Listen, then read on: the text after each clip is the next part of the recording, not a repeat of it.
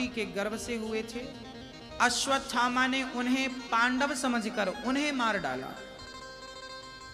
जब द्रौपदी ने देखा कि मेरे बच्चे उठे नहीं, जाकर देखा तो पांचों बच्चे मरे पड़े थे। पांचों बच्चे मरे थे। बहुत दुख हुआ। द्रौपदी बहुत रोई, मेरे बच्चे मर गए। कन्हैया से कहा कि मेरे बच्चों को आप चाहते तो बचा सकते थे। आप तो भगवान हैं, सर्वांतर्यामी हैं, क्या संभव है आपके लिए? जब भगवान पर ये उंगली उठी कि आप चाहते तो बचा सकते थे, तब भगवान ने कहा द्रौपदी, मैं चाहता तो सही में बचा सकता था, पर मैं उन्हीं को बचाता हूं जिनकी उम्र शेष रहती है। इनकी उम्र इतनी ही थी। आप ये ना सोचें कि ये मर गया या चले गए, ना, ये इतनी ही आयु लेकर आए थे, चले गए। आप कई बार क्या होता है, हमारी आयु और भी होती है, पर बीच में कोई दुर्घटना घट जाए, कुछ हो जाए, तो भगवान क्या करते हैं, यदि आपकी आयु शेष है और आप भगवान से जुड़े हैं, तो भगवान आपकी मृत्यु को टाल देते हैं। परंतु भगवान ने द्रौपदी से कहा, द्रौपदी, तेरे बच्चों की आयु इतनी ही थी। अच्छा, भगवान के सगे भांजे युद्ध में मारे गए थे, नाम बताओ क्या था? भगवान कृष्ण के सगे भांजे महाभारत के युद्ध में मारे गए थे, नाम क्या था? अभिमन्यु। क्या भगवान उस अभिमन्यु को बचा नहीं सकते थे?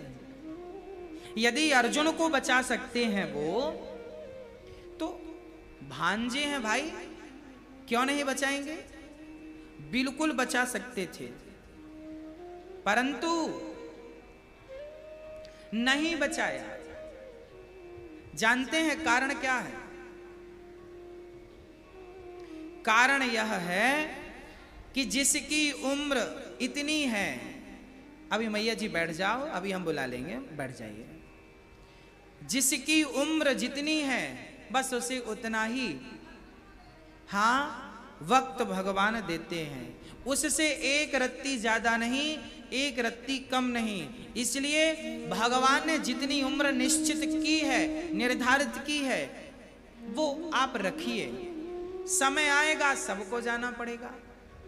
कई लोग ये शिकायत बहुत करते हैं, किसी का बेटा चला गया, किसी का पति चला गया। एक पिताजी हमें मिल गए, उन्होंने कहा, महाराज जी, हम पहले भगवान को बहुत मानते थे, अब बिल्कुल नहीं मानते। क्यों? बोले, हमारा जवान बेटा चला गया। हम भगवान पर बहुत विश्वास करते थे, बहुत पूजा करते थे, चारों धाम हर साल जाते थे, पर बेटा चल बसा, अब बिल्कुल पूजा नहीं करते।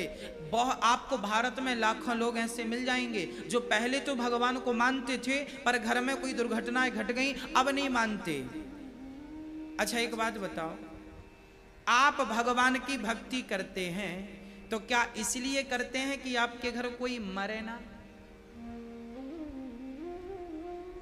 या यदि दिन है तो रात होगी? मैं भक्ति करता हूं, इसका मतलब यह तो नहीं है कि मैं रात ही ना होने दूं। हां, यदि दिन है तो रात होगी ही होगी। जन्म है तो मृत्यु होगी ही। आपकी भक्ति का सब्जेक्ट अलग है, किसी का जीना और मरना सब्जेक्ट अलग है। भगवान ऐसा नहीं है, कृपा करते हैं, भगवान बहुत कृपा करते हैं।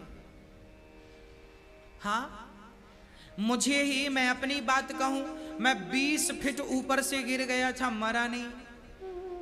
दूसरी मंजिल से गिरा था, नीचे पत्थर थे, बड़ा पत्थर था और मिट्टी भी थी। सूद मिलाई मैंने तो वो गिरना था मुझे पत्थर के ऊपर, पर गिराया मिट्टी के ऊपर। क्यों? क्योंकि उन्हें बचाना था। उन्होंने मुझे बचाया, मुझसे मेरी माँ की सेवा करानी थी, इसलिए उन्होंने मुझे बचा के रखा। हाँ, मुझे बचाया। यदि मैं मर भी जाता तो मुझे शिकायत नहीं होती कि भगवान आपने मार दिया। ना, मार देते तो भी मर्जी तुम्हारी, बचा दिया तो भी मर्जी तुम्हारी। मैं भक्ति करता हूं, इसका अर्थ ये तो नहीं कि मैं अमर हो जाऊंगा, मैं मरूंगा ही नहीं। आप भक्ति करते हैं तो क्या इसका अर्थ यह है कि आप ना मरे, आपके घर में कोई मरे ही ना? संभव है। इसलिए मृत्यु अटल सत्य है, इसे स्वीकार करो। किसकी कब आ जाए कोई नहीं जानता। कोई मर गया है घर परिवार में, शोक ना कीजिए, ये समझिए कि इनकी इतने दिन की ही उम्र थी।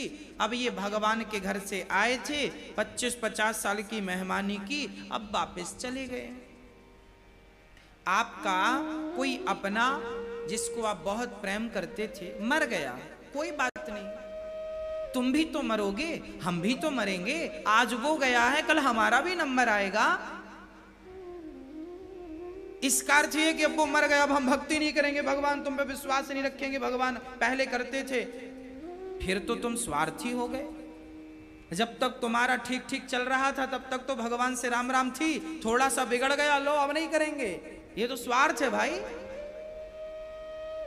और मैं पहले ही कह चुका हूं कि भक्ति स्वार्थ से यदि शुरू होती है तो उसका परिणाम यही है कि पहले तो मानते थे, अब नहीं मानते। क्योंकि इनकी भक्ति कहां से स्टार्ट हुई? स्वार्थ से। एक सज्जन बोले, एक आदमी एक परिवार वैष्णव यात्रा करने जाता था, वैष्णव देवी को बहुत मानते थे, वैष्णव जी की ज्योत लाई, घर पे जलाई, हे वैष्णव माता बहू के बेटा हो जाए, बेटा हो जाए, बेटा हो जाए। गए, बड़ी लंबी पैदल चढ़ाई चढ़ी, माता जी ने कृपा करी, बहू के बेटा हो गया। ओहो, माता जी की बड़ी कृपा है, माता जी की बड़ी कृपा, वैष्णव माता सुनती हैं, बहुत अच्छी हैं। लड्डू बांटे गए गांव में, नगर में। बच्चा बड़ा हुआ, 5 साल का हुआ तो बच्चा मर गया। अब ये लगे वैष्णव माता को गालियां देने, ओ कैसी माता हो, तुम ऐसा बच्चा दियो, 5 साल में ही मर गया, अब नहीं आएंगे तुम्हारे दरबार में, झूठा है तुम्हारा द्वार। पहले अच्छा कह रहे थे, अब बुरा कह रहे हैं। क्यों? क्योंकि इनकी भक्ति स्वार्थ से प्रारंभ हुई थी। हमारे और आपके बीच में एक सौदा हुआ था, हम तुम्हारे मंदिर आएंगे पर तुम्हें हमें बेटा देना पड़ेगा, नहीं दोगे जाओ कट्टी, नहीं आएंगे। भक्त और भगवान के बीच में यदि लेन देन की बात हुई तो फिर तो वो व्यापार हो गया। मैं अगर मांगू तुझे तुम ना देना मुझे, वरना प्रेमी नहीं मजदूर हो जाऊंगा। ये जो मांगने वाले लोग हैं ना, ये भक्त नहीं है, ये मजदूर लोग हैं। मैं तुम्हारी, जैसे हमारी माताएं बहुत सारी, सारी नहीं बहुत सारी, 16 सोमवार का व्रत करती हैं माताएं। सावन का महीना, 16 सोमवार व्रत करी। 16 सोमवार का व्रत पूरा हुआ, 17वीं सोमवार को पहुंच गई। शंकर जी हिसाब कर लो, खूब व्रत किया है तुम्हारा, वो बहू के बेटा हो जाना चाहिए, बच्चे की नौकरी लग जानी चाहिए, वो फैक्ट्री डाली है चलना चाहिए, काम डाला है होना चाहिए, बिजनेस किया है सफल होना चाहिए। 17वीं सोमवार को हिसाब, शंकर जी बोले ठीक है, कितना हुआ? 16 सोमवार का, चलो 10 लाख का फायदा हो जाएगा। 10 लाख का फायदा करा दिया तुम्हारा किसी तरीके से, बहू के बेटा नहीं था, बेटा दे दिया, तो वो तो हिसाब बराबर हो गया। मैं अगर मांगू तुझे तुम ना देना मुझे, हे बिहारी जी, यदि मैं स्वार्थ बस कुछ मांगता हूं तो मुझे वो मत देना जो मैं मांगता हूं, बल्कि मुझे वो देना जो मेरे लिए बहुत अच्छा हो। मुझे पता नहीं कि मेरे लिए क्या अच्छा है क्या बुरा है। कई बार हम वो चीज मांग लेते हैं जो हमारे लिए अच्छी नहीं होती। हाँ या ना? इसलिए हमसे तो मांगना भी नहीं आता। भगवान जो दे रहे हैं लेते चलो, जो छीन रहे हैं आप खुश रहो। अच्छा बिहारी जी का जब मन था सो दिया, जब मन था सो ले लिया, इसमें रोने की क्या बात है। भगवान की भक्ति निस्वार्थ होनी चाहिए। कैसी होनी चाहिए? निस्वार्थ होनी चाहिए। अर्जुन निस्वार्थ थे। द्रौपदी के 5 बच्चे मरे, कहा आप चाहते तो जीवन दान दे सकते थे। भगवान ने कहा ना, स्वार्थ मत कर, लालच मत कर बहन। जो दे सकता था सो दिया, जो नहीं दे सकता नहीं दिया। भगवान ने पांडवों को बार बार बचाया, लाक्षागृह में बंद किया, कौरवों ने वहां से बचाया। द्रौपदी की भरी सभा में साड़ी बढ़ा करके लाज बचाई। जो बचा सकता था, जो दे सकता था दिया, जो नहीं दे सकता था नहीं दिया। द्रौपदी तुम्हें संतोष करना पड़ेगा। संतोष किया। अश्वत्थामा को पकड़कर अर्जुन ने सामने खड़ा किया। द्रौपदी तेरे बेटे का हत्यारा तेरे सामने है, जो सजा देना चाहती हो इसे दे डालो। द्रौपदी कहती हैं अर्जुन पकड़कर लाए, हाथ में रस्सी बंधी है अश्वत्थामा के। द्रौपदी ने कहा इसे छोड़ दो। क्यों? क्या तुम्हें इस पर दया आ रही है? द्रौपदी ने कहा दया मुझे इस पर नहीं, दया इसकी मां पर आ रही है। क्या इसे मार देने से मेरे मरे हुए बच्चे जीवित होंगे? नहीं, बल्कि इसकी मां भी मेरी तरह रोने लगेगी कि मेरे बच्चे, मेरा बेटा मर गया। दया धर्म का मूल है, पाप मूल अभिमान। तुलसी दया न छोड़िए, जब तक घट में प्राण। दया धर्म का मूल है। हमें दया तब तक नहीं छोड़नी जब तक हम जिंदा। मरने के बाद तो आप दया कर नहीं सकते, इसलिए दया कीजिए। अच्छा, द्रौपदी ने अपने बेटों के हत्यारे को छोड़ दिया, ये सही किया कि गलत किया? मैया जी, ओ मेरी मां, क्या किया? सही किया। क्या आप ऐसी हैं आपके दुश्मन को आपके सामने खड़ा कर दिया जाए? आपका सबसे बड़ा दुश्मन कौन है मैया जी? हमारी माताओं का सबसे बड़ा दुश्मन वो है जो ये कह दे कि तुम अच्छी नहीं लग रही हो।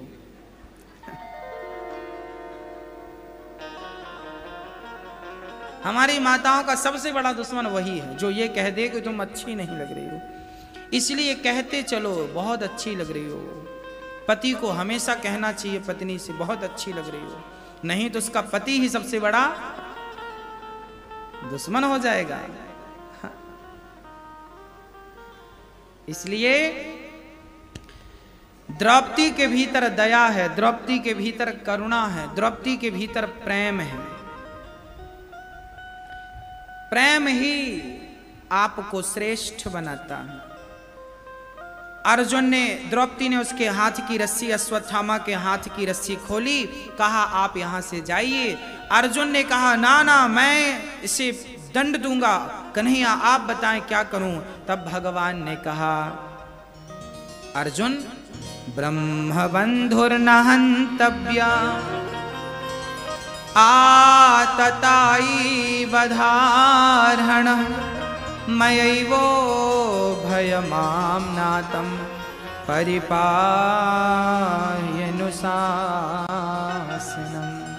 ब्राह्मण को कभी मारना नहीं चाहिए और आतताई को कभी छोड़ना नहीं चाहिए। हाँ, इसलिए इसे मार भी दो, इसे छोड़ भी दो। अश्वत्थामा के सिर पर मणिची छीन कर उसे नगर से धक्के देकर के निकाल दिया। अश्वत्थामा को दया करके द्रौपदी ने तो माफ कर दिया, पर अश्वत्थामा के भीतर जो प्रतिशोध की ज्वाला थी वो फूट पड़ी और उत्तरा के गर्भ को नष्ट करने के लिए ब्रह्मास्त्र चला दिया। उत्तरा दौड़ी दौड़ी कृष्ण की शरण में आई, भगवान बचाओ प्रभु बचाओ। उत्तरा, भगवान ने कहा क्या हुआ? उत्तरा ने कहा जिस बच्चे ने जन्म भी नहीं लिया उसे मारने के लिए अश्वत्थामा ने ब्रह्मास्त्र चला दिया। भगवान ने तुरंत इतना सा रूप बनाया अंगूठे के बराबर, और भगवान अंगूठे के बराबर बन करके और स्वयं भगवान द्रौपदी के उत्तरा के गर्भ में प्रवेश कर गए और उत्तरा के गर्भ की भगवान ने रक्षा की। भगवान कभी गर्भ में जाते नहीं हैं, परंतु आज भगवान गए।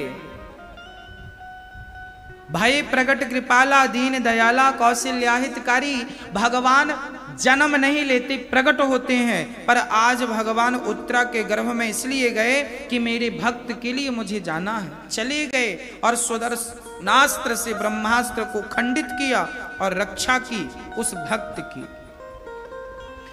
आज भगवान उत्तरा के गर्भ को बचाते हैं और वहां से भगवान वापस जाते हैं। जाने लगे द्वारिका तो रास्ते में मिल गई माता कुंती। कुंती बुआ ने हाथ जोड़कर श्री कृष्ण से कह दिया, कृष्णाय वासुदेवाय देवकी नंदनाय च नंद गोपी कुमाराय गोविंदाय नमो नमः। आज पहली बार माता कुंती ने श्री कृष्ण के सामने हाथ जोड़कर कुछ मांगा है। कन्हैया, आज मैं आपसे कुछ मांगती हूँ। हाँ हाँ बुआ मांगो, क्या मांगना चाहती हो? पहली बार बुआ ने मांगा है। अच्छा, आपसे भी कोई पहली बार मांगे ना तो आप उसका बड़ा आदर करेंगे। अच्छा, आज आप मांग रहे हैं तो सौभाग्य है कि आप मांग रहे हैं, मांगिए क्या। और जो लोग रोज रोज मांगते हैं तो आप देखते ही दरवाजे से अंदर चले, आ गया भिखमंगा मांगेगा, इसका काम ही नहीं। आप लोग भी जब मंदिर जाते हैं ना तो बिहारी जी का पर्दा बार बार क्यों बंद होता है? भगवान कहते हैं आ गए, अभी लंबी लिस्ट खोलेंगे, ये दे दो, वो दे दो, ये दे दो। भिखमंगाओं को देखते हैं तो पर्दा बंद हो जाता है बिहारी जी को, और सच्चा भक्त द्वार पर आ जाता है तो पर्दा खोलकर बिहारी जी दर्शन दे देते हैं। मेरे भक्त, भगवान के मंदिर जाओ तो मांगो मत, भगवान से मिलने जाओ। कैसे हो बिहारी जी? बहुत दिन हो गए। दर्शन की चाहत हो, कोई डिमांड ना हो, बस कन्हैया तुम्हें एक नजर देखना है। बस कन्हैया तुम्हें एक नजर देखना है, जिधर तुम छिपे हो उधर देखना। मांगना कुछ नहीं है, बस देखने आए हैं आपको। गोपियां यशोदा के घर शिकायत करने जाती थी, शिकायत एक बहाना था, देखने जाती थी। भगवान का दर्शन इतना प्यारा था, अरे जिनकी तस्वीर इतनी सुंदर है वो बिहारी जी कितने सुंदर होंगे, उनका कितना सुंदर स्वरूप होगा। गोपियां तो बलिहारी गईं, गोपियां पागल थीं कृष्ण के लिए। जब कृष्ण चले गए तो मानो प्राण निकल गए। ऐसा प्रेम था, ऐसा अटैचमेंट था गोपियों का कृष्ण के प्रति, इतना प्रेम था। तो ये प्रेम हमारा भी हो, हम भी बिहारी जी से मिलने आए, प्रेम है, दर्शन करें। कुंती बुआ ने आज पहली बार भगवान से मांगा। अच्छा, कुंती बुआ ने जो मांगा है ना वो हमारे लिए बहुत अच्छा है। हमें क्या मांगना चाहिए भगवान से, इस बात पर ये स्पष्ट हो जाएगा। कुंती बुआ ने कहा, विपदः सन्तु नः शश्वत् तत्र तत्र जगद्गुरो भवतो दर्शनं यत् स्यात् अपुनर्भवदर्शनम्।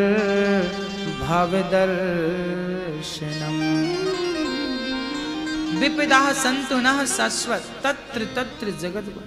कुंती बुआ ने कहा, हे श्याम सुंदर, यदि आप हमें कुछ देना चाहते हैं तो हमें विपत्ति, हमें दुख दे दीजिए। दुखों से अगर चोट खाई ना होती तो कन्हैया तेरी याद हमें आई ना होती। दुख में सुमिरन सब करें, सुख में करे न कोई, जो सुख में सुमिरन करें, सो दुख काहे को हो। सारी दुनिया सुख की कामना करती है, मिलता क्या है? क्या मिलता है? दुख। कुंती बुआ कहती हैं, हमें सुख नहीं चाहिए, हमें दुख दे दीजिए। क्यों? कुंती बुआ ने भगवान से दुख क्यों मांगा? इसलिए मांगा कि कुंती बुआ को डर था कि ज्यादा सुख समृद्धि में कहीं मैं भगवान को भूल न जाऊं। इसलिए हे नाथ, मैं आपको कभी भूलूं नहीं। हमेशा हमें ये रटना लगानी चाहिए कि हे नाथ, मैं आपको कभी भूलूं। कुंती बुआ को डर लग रहा था कि मेरा बेटा राजा बन गया है, अब कहीं ये राज सत्ता में आकर के हम सभी लोग भगवान को भूल ना जाएं। ये हमारे लिए एक शिक्षा है, एक मैसेज है कि आप भी जब धनवान बने, आपके घर में भी जब धन दौलत आवे, तो आप भी भगवान से यही निवेदन करो, हे भगवान, मुझे अब डर लग रहा है कहीं मैं आपको भूल ना जाऊं। इसलिए कुंती मां ने कहा, हमें दुख दे दीजिए। कन्हैया ने कहा, मां, जब से होश संभाला है आपने, तब से लेकर आज तक दुख ही दुख पाया है, और मुझसे फिर कह रही हो दुख दे दो। अरे आपने जीवन में सुख पाया ही कब? कुंती माता का जीवन दुखों से भरा है।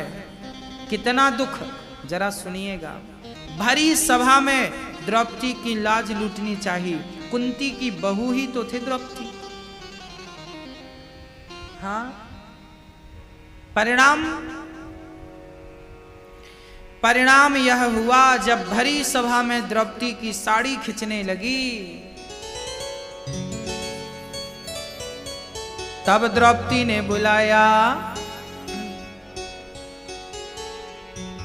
अच्छा, कितना दर्द सहन करना पड़ता है स्त्रियों को, क्यों?